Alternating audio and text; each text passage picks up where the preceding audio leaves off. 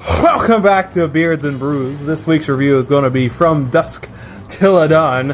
I myself, Eric, is hosting, following Brady, and I'm the Macho Man, Randy Savage.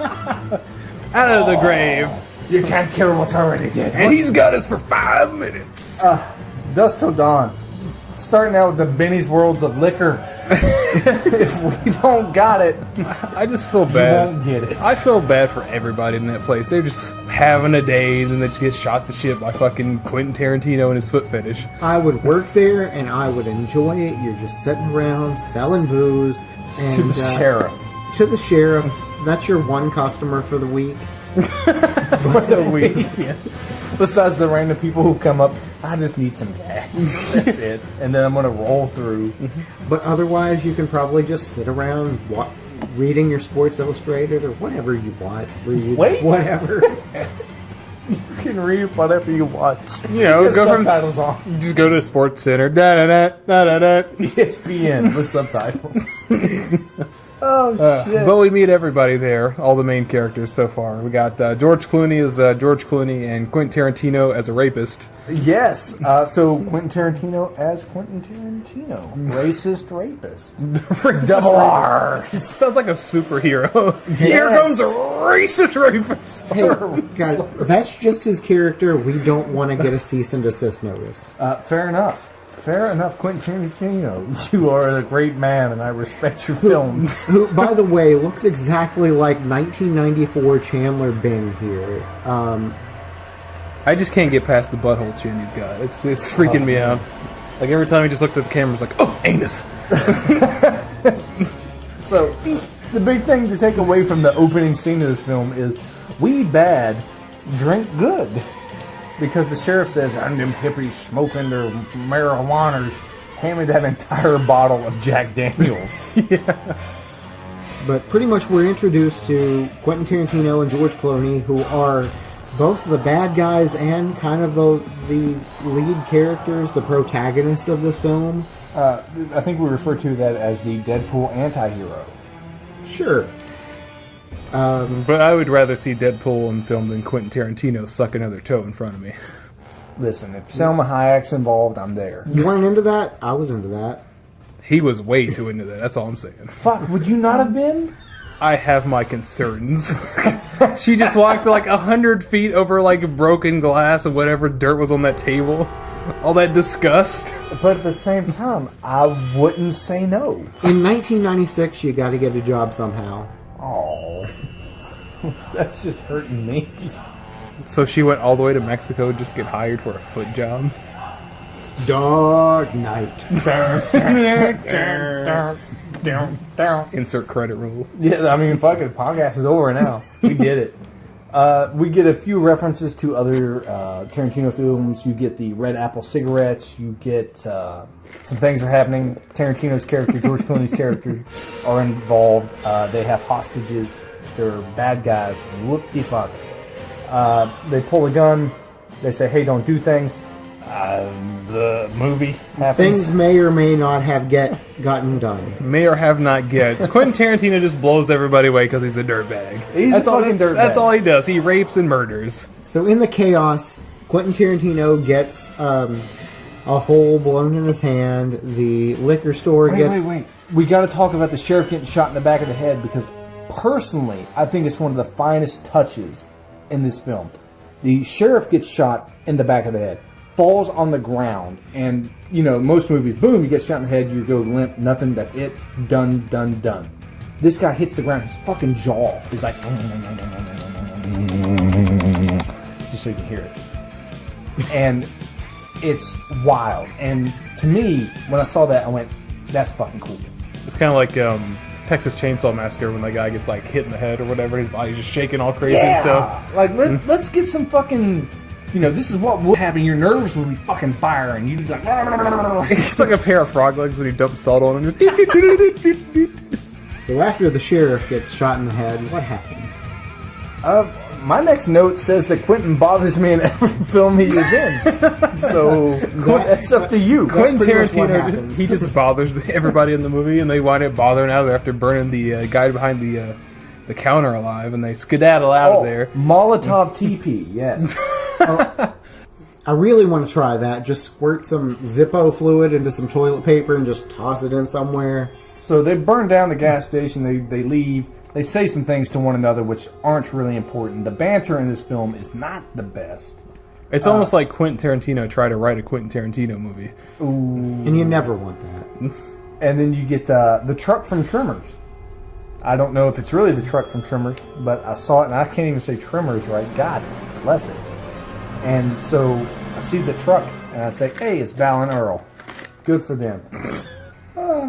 Like how every movie's inadequate until we get to Tremors. Listen, Tremors is like my apex. We get a montage of badasses being badasses. Let me duct tape my hand and spit fucking liquor on it. The fuck is going on? Well, they're such badasses that even the news give them like a kill count, like a video game of all their murders and hijinks as they've been going along the southern border. This is like a pre-natural born killers, natural born rapist.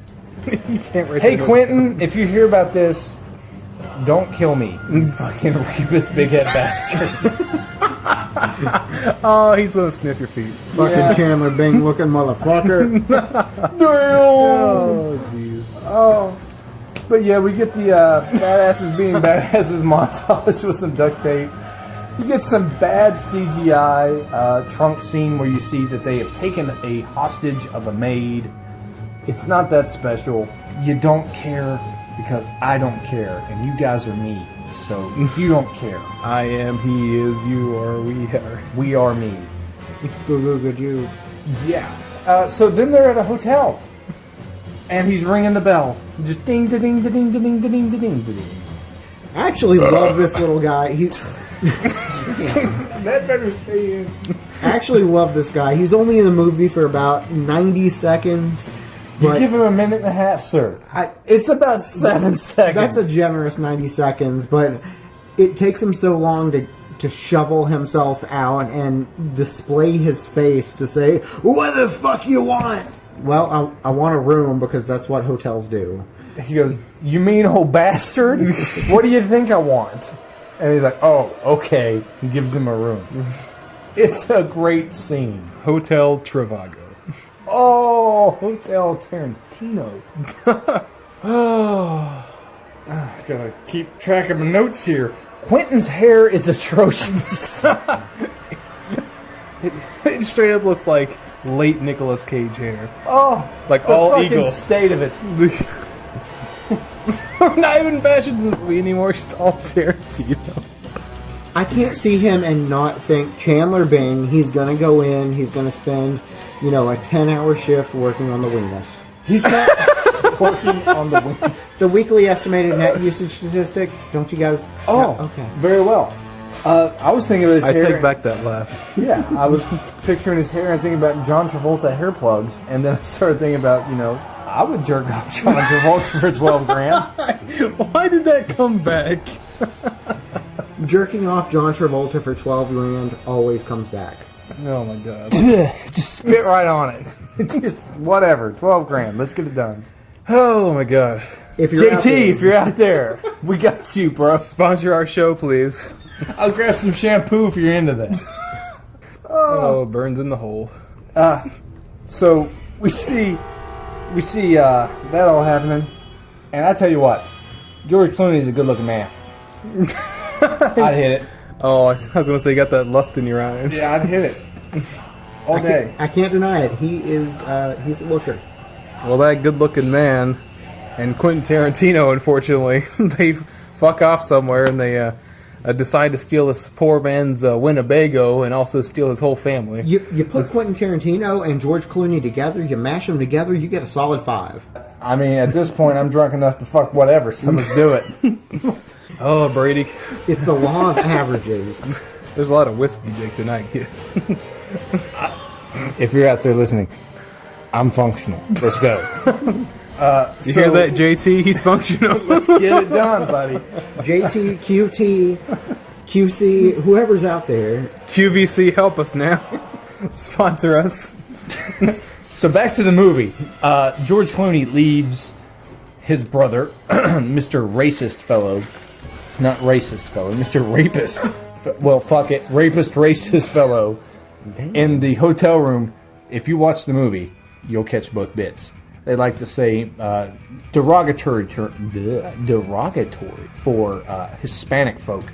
He kitty cat pets the bed and beckons over this maid that George Clooney, has as a hostage. He just wants to watch TV and cuddle. Isn't that what everybody wants? Cuddle? I can only anticipate what I would want, and that's to watch TV and cuddle. Well, watch TV and cuddle is a fine term for murder. And rape. You guys are projecting. Sir, it cuts to that later, and we get bits and pieces, and George Clooney has a one-on-one with not Harvey Keitel. Goodness gracious, Jim Beam, what have you done to me, boy? Oh, boy. Oh, the fucking state of me. I'm a mess. So... This is why this is Beards and Brews, not Beards and Beams. I cannot beams. have an entire Some bottle beams. of Jim Beam Fire pre-podcast again. We get introduced to Asian John Connor, or as Eric referred to him, Edward Furlong. More like Edward Short Round. Oof. Oof, I love it.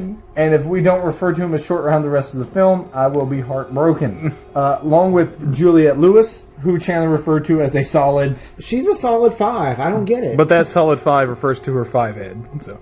Oh, no. They're all sitting around there eating food, and you get a lot of Southern accent and Jesus.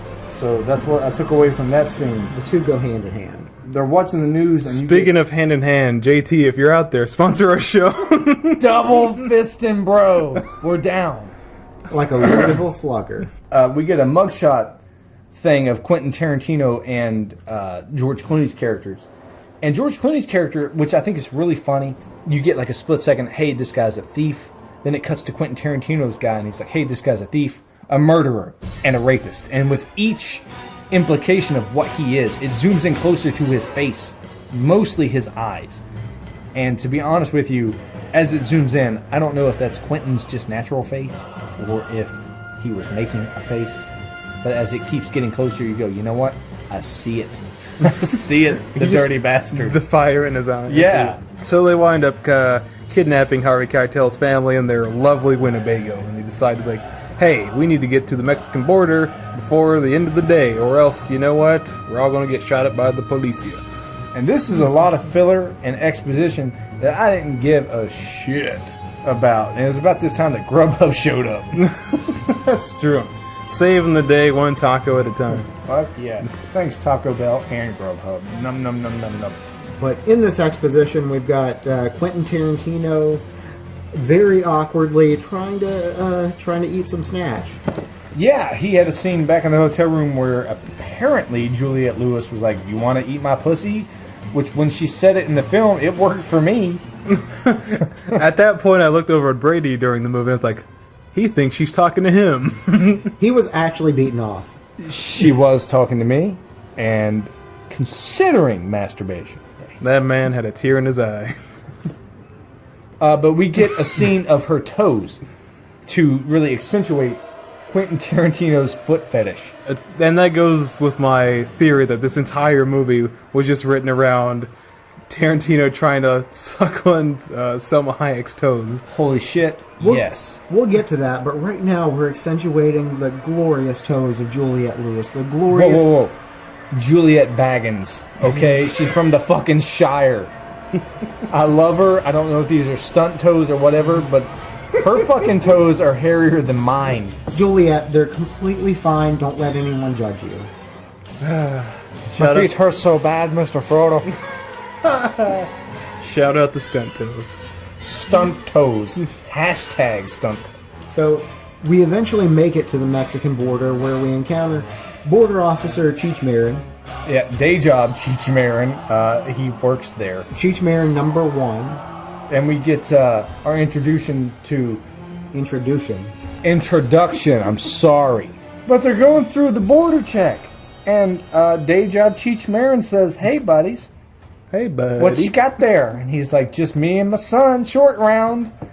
But he forgot to mention his daughter taking a big old dookie in the back of his Taking a Winnebago. shitter. And he's like, well, I'm going to have to check your ride. And so Cheech comes aboard. George Clooney knocks out Quentin Tarantino.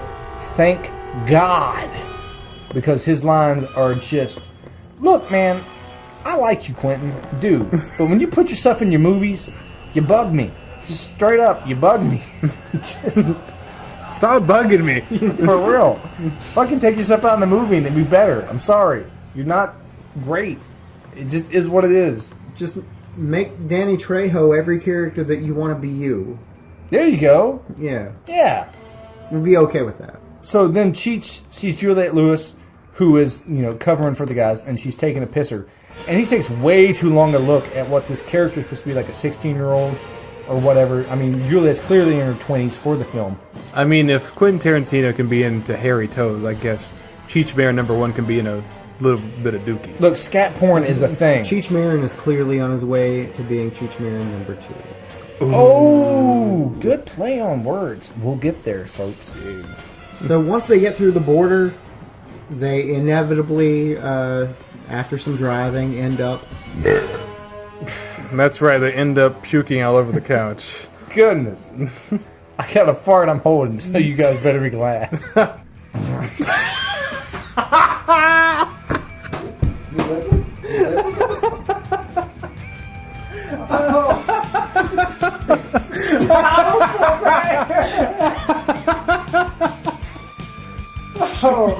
Holy fuck. Oh, man. Oh, I hope that picked up. I swear to God. Jesus, man. Joseph. Well, where were we, gentlemen? So we've made it through the Mexican border. Next stop is this glorious place called the Titty Twister. This is a... Could have been called the Purple Noble. It's a bar in the desert. middle of the desert. But you know what else is in the middle of the desert? Good old Cheech Marin. Cheech 2.0. This is the second iteration of Cheech Marin here. His wig. The fucking state of it. It's not good. Yeah. His wig looks super glued on. It's pretty fucking atrocious. The man breaks the fourth wall in the best way as he's describing all these different pussies you can get here at the Titty Twister. They have white pussy, black pussy, brown pussy, yellow pussy. If you got pussy, it's there. And you know what he says? If you can find pussy for $5, stares directly into the camera. Fuck it. Darn. They then beat up Cheech for no good fucking reason. No reason at all. They just step in. Maybe there was a reason. Remind you, folk, we are drinking heavily. I tell you, for as much as Cheech Marin goes on about the different varieties of pussy, I really didn't see a big variety of pussy there. I think we need to... Is there a Mexican Better Business Bureau? Because I think we need... This is false advertisement. The MBB. A Mexican Better Business Bureau? There's... We got to talk to somebody. The MBBB. JT, if you're out there, Oh, no. So, they make an aside of the Titty Twister. And we are greeted with lovely women with gorgeous physiques shaking their breast seas all around for the enjoyment of the home viewing audience. I see you, baby. And we get a quick pan around and we get to meet some of the other characters. There's Tom Savini. yes. Not Jim Brown. We meet... Not there's Jim Brown. Not Jim Brown. Specifically not Jim Brown. But he will be referred to from now on as Jim Brown. Or not Jim Brown. One of the two. Whatever it's works. the same guy. Harvey Keitel's there. Danny Trejo. Did we mention breastises? All these titties and not one twisted.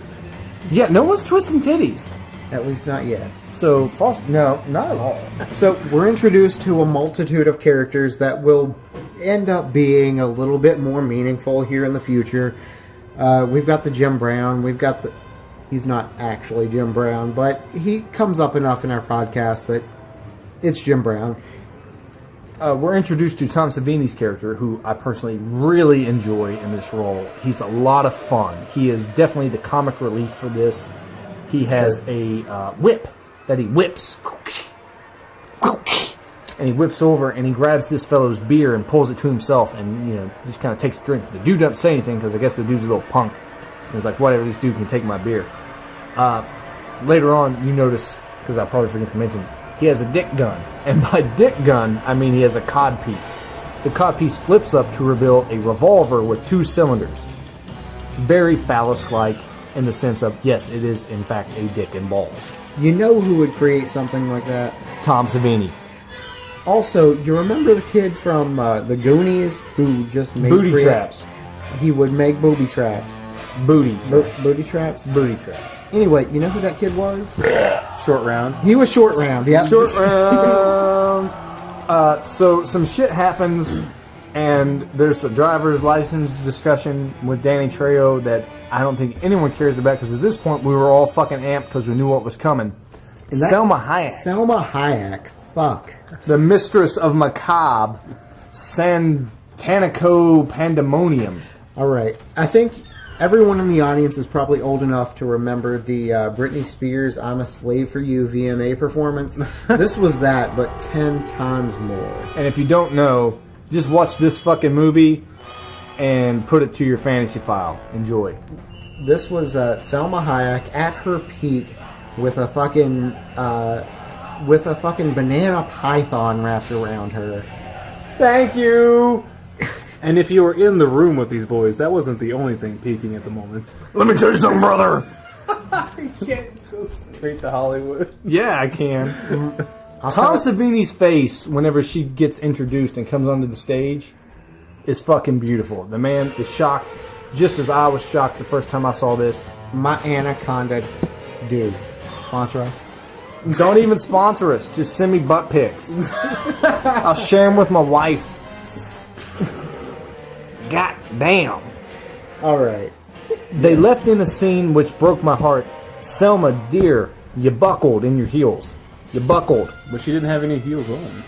She's not wearing heels that you get to see, but she's clearly in heels. I mean, because that's going to accentuate her muscle. It's going to make all these muscles fire off, which makes her muscles look better. So she looks more, just seductive. Anyways. The point is, she had heels on, and Quentin's like, take those goddamn things off. Because she buckles. And they left it in the film. You see her like, ugh, have a moment to where she almost falls. That's on Robert Rodriguez. That's not on Selma. It's not on Selma Hayek. Selma Hayek could have fell right on me, and I would have caught her. I got you, boo. Everyone in that audience's face was just on Selma Hayek because she is that captivating in this scene. We're talking Fucking like gorgeous. The mask, jaw dropped, tongue out, eyes going Auga. crazy. Realistically, the whole reason this movie got put together is to convince Selma Hayek to do this scene. And back to my theory, this entire movie was built around Quentin Tarantino sucking her toes. And listen, if I was in Quentin Tarantino's position, I'd be like, wait, I don't like it. Reshoot it. Come here, put your foot in my mouth again. Robert Rodriguez is the ultimate wingman here. Bro. Yeah. Good call. Good Fist old bump Bob on Rod, that. you know what I'm saying? Fist bump on that, for sure. She then has this moment where she has a scene where she walks across several tables, takes her foot while dancing seductively. God, she looks so good. Just absolutely amazing. And she puts her foot in Quentin Tarantino's mouth. Straight in his mouth. Yeah, just foot all around in there. And that sounds gross, but in the context, it's really seductive. If you find this woman attractive and you watch this scene, you would say, yes, please, if you were in the seat. So you're saying, like, if Salma Hayek just walked across this table right now, you'd be like, feet my meat. 0 fucks given. I'd be like, foot in my mouth, let's have it. Even if that's as far as it went, I'd be like, foot in my mouth, let's have it. Sure. Yeah. No. Give me them toes. No? I don't like this podcast anymore. This is fucking gross. Good. It's not me. Good. I came in for 10. It's just like, oh, where you been? Ooh, I don't like feet. Okay. After he puts the foot, or she puts the foot in his mouth, she pours alcohol down her leg, which is very, very cool, and it drips into his mouth. Speaking of alcohol in the mouths, Let me just pour down a bottle of Jack straight down my shin. whatever it takes, we have been drinking tonight, ladies and gentlemen. And let me tell you a little bit about what we've been drinking. Well, the pregame starts with what that is over yonder. What that was over yonder. What that was. We have polished off an entire entire bottle of Jim Beam Kentucky Fire. And let me tell you what, folks, I don't like cinnamon, but bring this shit the fuck on and I will pound it. Goodness, is it dangerous. I am a fan of Jim Beam Cinnamon because I am drunk as fuck off Jim Beam Cinnamon and I don't feel bad whatsoever. I think this is something I'm going to wake up from without a hangover, which is scary. Yeah, and shout out to Tony Hawk's Underground 2. It is no longer Kentucky. They know how to make some liquor. Good man. I don't know what that's a reference to, but I'll roll with it. Tony Hawk Underground 2 is a reference to Tony Hawk Underground 2. All right. A very fun video game where you hit the square and triangle button and you hold certain things to grind, ollie, and do tricks. Amazing game. Tony Hawk, if you're out there, thanks, buddy. Good old TH, sponsor us. We'll suck your toes. Whatever it takes, man. Hey, Aside from this Jim Beam Fire, which, yay, we have 2 beers that Chandler has brought for us. Yeah, give us a taste of what you brought here. the first one that I brought here feel appropriate for the Mexican heat. Breckenridge Brewing Company's Agave Wheat. I'm the beer guy of the crew. It's really bland. It's got a real... You can definitely taste that it is a core wheat beer, but there's just not a whole lot... not a whole lot other than that. Yuck. Tastes like beer. As a pleb, it's fine. You know what? I could drink that if I was already drunk off of Jim Beam's Fire. Because I am. Which he is, certainly. That explains a lot, guys. I've been sipping on this for quite a while. Yeah, it's like, it's alright. The more I drink it, the less I care. But this other fella you got here. We've also got a Dogfish Head Super 8. They describe it as a Super Goza style, which is... It's a salty, sour beer. Super goes. And let me just say, these Super Goza Super 8 beers, this is the first one I've had, whatever. It's supposed to be salty sweet. This thing is fun because it's like it punches you in the face like, fuck you! And you're like, ooh, what the fuck is that? But then you swallow it, and you go, you know what? Fuck you! I'm gonna drink some more, you bitch! Let's go! Me and you, right now, one-on-one. And it's more of a challenge than it is something that I'm enjoying, but I can't stop drinking it. So that's why when I took a sip, like Chariot to Fire started going off in the background. Yeah, you're like, fuck you! I'm gonna finish you off since you're trying to kill me. They describe it as a sessionable Goza brewed with a bevy of heroic fruits and quinoa. I don't know what a heroic fruit is, but... Well, that's a professional way of saying Poseidon's salty butthole. Listen. I just took a drink of it. Definitely, I would prefer this to the Agave Wheat, which is just boring. So, as she pours her liquor down her leg, everyone applauds. Things happen. And, At this point, that's really all you can say about the rest of the film. We're halfway through. Things just happen. we forgot to bring up, at this point, things are happening.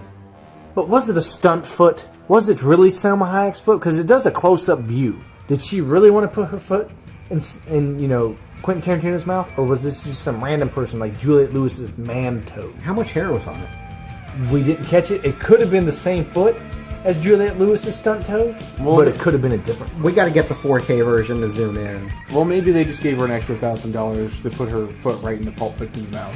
I'd put my foot in Pulp Fiction's mouth for a grand. I'd be like, fuck it, dude. Do what you do. Look it up. Oh, let's just call up JTQT. Let's get it Listen, all done at once. I'm whoring on the podcast now. Robert Rodriguez, make this happen. I know you've got the connections. Actually, don't make it happen.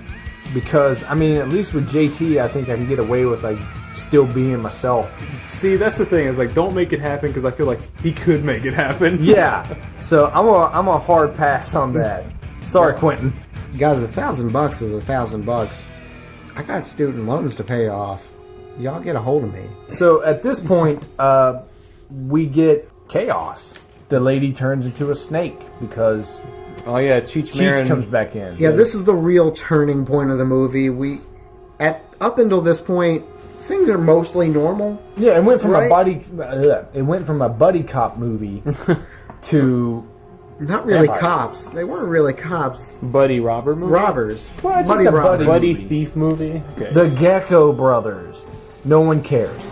So Cheech Marin rolls back in after getting the shit kicked out of him. He's like, hey, there's those guys that kicked the shit out of me for no reason. Now kick the shit out of them. You get snakish Selma Hayek, which is kind of cool because she turns to a snake lady at first, as she instantly then morphs into a vampire woman. So I don't know why there's the transition. You guys, I still would. I can't deny it. I still would. So you're like straight Dr. Seuss, would you, could you, with a bag on her head? Oh, he does like green eggs and ham. Oh, no. After Tarantino's mouth. Speaking of Tarantino, she kills him. So, Thank God. Revenge we can there. stop talking about that. no, he comes back in a minute. Pretty much at this point, the whole scene just turns into an episode of Buffy the Vampire Slayer. Yeah, with highlights from Dr. Pimple Popper, where people's eyes are exploding with white pus and whatnot. Oh, yeah, Cheech number 2 gets the business and everything and it turns into a skeleton, but not before, like, popping like a water balloon. Over, Yeah, it's... what's her name? It's over the Fivehead. top. The whole movie during this entire section is over the top. It's fun. Absolutely. It turns into something completely different than we had the first act. This is the second act. Complete change of pace. It's almost like every movie we review flips a switch and it turns into another fucking movie. Yeah, completely. But we've completely forgot to mention the best part, which is in the background. There's an amazing soundtrack. You have Tito and the Tarantulas playing this song, and man, oh man, do they do him a favor by letting him really get into the film. And you get a guitar torso or a guitorso. Oh, man. It's pretty fun. The guy's playing guitar on a human body, and he's all chopped up. He's missing his arm. He's missing his legs, and one leg is used as the neck. Yes, I'm sorry, the neck. It's fun. We got our guitar guy here who knows all the guitar words. Guitorso's pretty up there, just saying. Guitorso, beautiful choice. Danny Trejo dies. Danny Trejo, no. This is like pre-taco stand Danny Trejo. Yeah, he's fucking young and he's ripped. So good on him. Selma Hayek then gets killed by a chandelier, so you get Chandelier Hayek.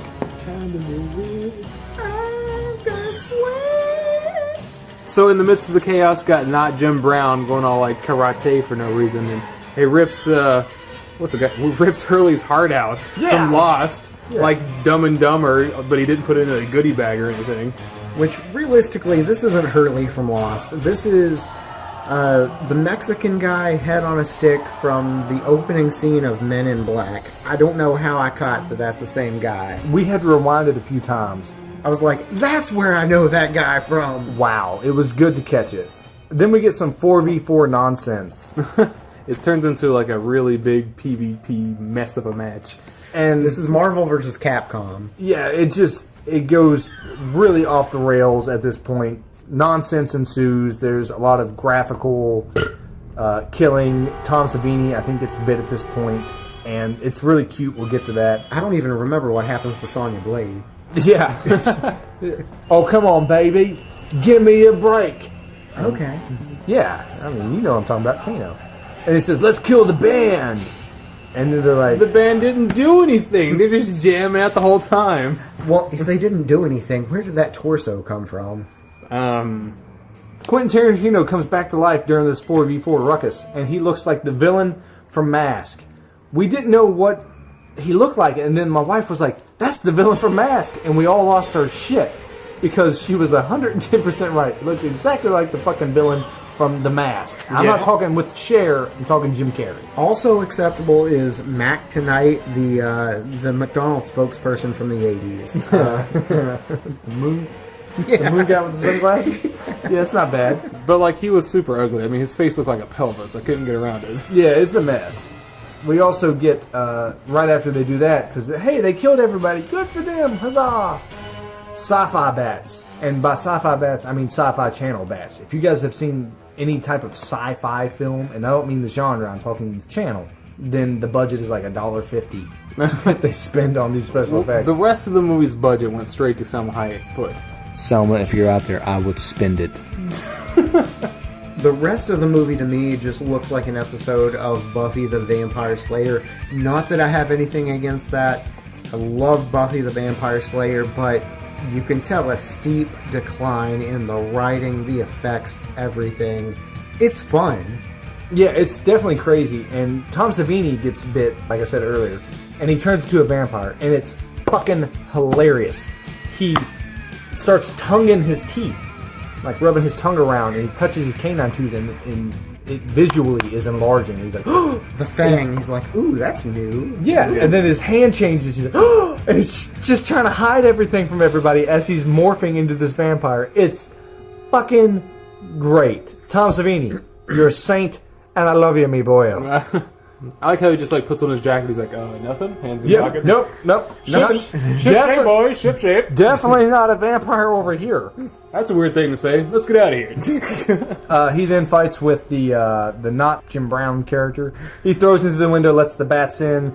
Meh, things happen. At this point, it's just a bunch of chaos. Yeah, vampires. Well, you got Irish there.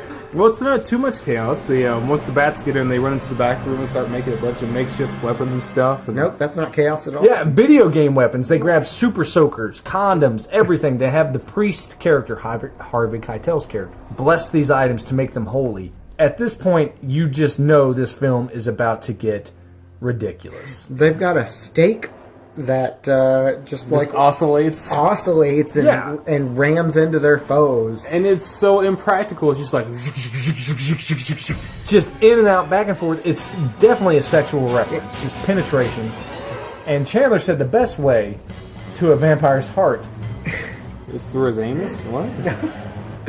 They take this oscillating wooden stake. It's like built out of a reciprocating saw, and they start daggering through these vampires' torsos. They start real low and they go straight up. And I said the best way to a vampire's heart is through the stomach. Which And it makes sense in context, Yeah. but don't worry about it. they poke every vampire in the tummy with this oscillating, fucking ridiculous spear gun. It's stupid. It's a reciprocating dildo stick. Yeah, it's just, I'm gonna fuck you to death with this spike, basically. Harvey Keitel then walks out and you see all these vampires, and it's like a fucking Gwar concert. All of these characters look like something that would just be on a Gwar stage show. Or if, like, you turned your, like, porch light on in the middle of the night and saw, like, a crowd of crackheads just, like, standing around. Let me get $1.50. But he gave a big speech, too. We forgot about that. You know, blah, blah, blah, Jesus, I'm bit, let's get it. He just turns into Sylvester Stallone. It's- Jesus. It's not important. I mean, at this point, the dialogue is completely nonsense. Nothing for the rest of the movie is essentially important. No, we're not just at all. doing stuff. This movie has become, like, we started drinking heavily We are at off this the stage. rails. Like, just like the movie, we were just like, this has to end sometime. Yeah, we're fucking just balls deep in shots at this point, and this movie has turned into Doom, but with vampires. You see some whip decapitation. You know, a guy turns into a were-rat. Oh, that was Tom Savini. He turns into, like, a giant fucking sewer rat. He turns into a Magic the Gathering card, and not a good one. All these vampires are like, it's, if you guys have seen The Walking Dead, it's like that. Then you could just take your finger and poke it through any fucking body. Apparently, when you become some form of undead, your skin is made of paper mache. It's Just mushy. ridiculous.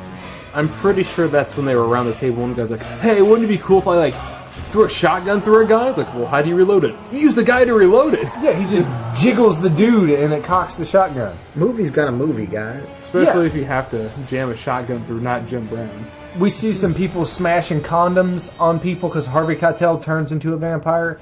Oh, spoilers! And he gets whacked by his Asian son in the head with a condom full of holy water, and it dissolves half of his head, and then the rest of the vampires grab him up and they get a taste of Asia, and Juliette Lewis' character pulls a gun. And he's like, kill me, just do it now, because he's suffering. He's getting torn to bits. Kill me! I'm here, do it now! Kill me! And he's suffering! It just has to be so sad, and it doesn't need to be. But you don't care. You don't care. So she finally pulls the trigger. Boom! Shoots the kid. Whenever she shoots the kid, I don't fucking know why. No one knows why. This kid explodes. The kid explodes. Movie's got a movie. Well, I mean, a little bit before she shot her dad and his whole head exploded. But this time, not only did his body explode, but all the vampires around him turned into mincemeat. So one potentially 38 caliber to 357 caliber round blew up. I don't mean shot. I mean blew up 5 people to the point to where whenever they exploded, even George Clooney's character looked confused. I don't know if that was intentional, unintentional, but it got a chuckle out of me. Either that or he realized how much he's getting paid for the movie. 1996. This was like one episode of ER. Oh, that's the truth, though. Good old But at this point, we got Cheech 3. which I like to call him Threech. Threech shows up Cheech 3PO. and opens the door, and man, come on. You think the vampires would catch on by now that you shouldn't have mirrors or anything that reflects light. But he opens the door, light pours in, bounces off a disco ball. Oh, yeah. How fucking cliche is this shit? Yeah, we've been messing around all night. The dawn has occurred. From dusk till dawn. Get it? That's the name of the fucking movie. Ayo. But even vampires have to get down with a little Saturday Night Fever. Stay alive, stay alive. Which is great because they're all dead. Travolta, get at us. At this point, disco saves the day. The fucking light reflects off the disco ball. A bunch of things explode. You don't really care at this point. Whatever. Hey, they go outside. Money is exchanged, just like whatever. Yeah, we're all just having fun. We don't care about the resolution at this point. No. We just see the disco explosion. Yeah, buy the That ticket. Disco Inferno. That disco Ooh, inferno. I like it. And that's what saves the day. Burn, baby, burn. This is definitely a buy the ticket, take the ride film. You don't care what's going on. It happens. You have fun. It's a good time. It does pan out at the end though to show the Titty Twister is actually built on top of an ancient Mayan or Aztec ruin, which is apparently a family restaurant, bar, and chill spot for vampires. Check it out on Yelp.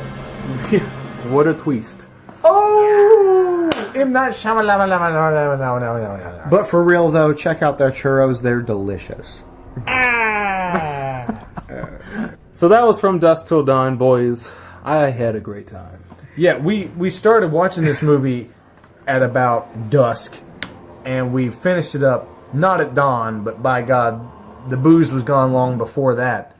And I will say this, hey Quentin, hey Robert, Hey, JT. hey JT, Hey, Selma. Selma, yes, if you're listening, mwah. And check us out. All of our links in the description for our social media. Be sure to like and subscribe. And please make sure to hit that bell because that's what lets you know when we have a new podcast brewing. New podcasts will air every Monday. And we'll catch you next Monday. No, don't you fucking fart on my phone. That's how you get pink eye.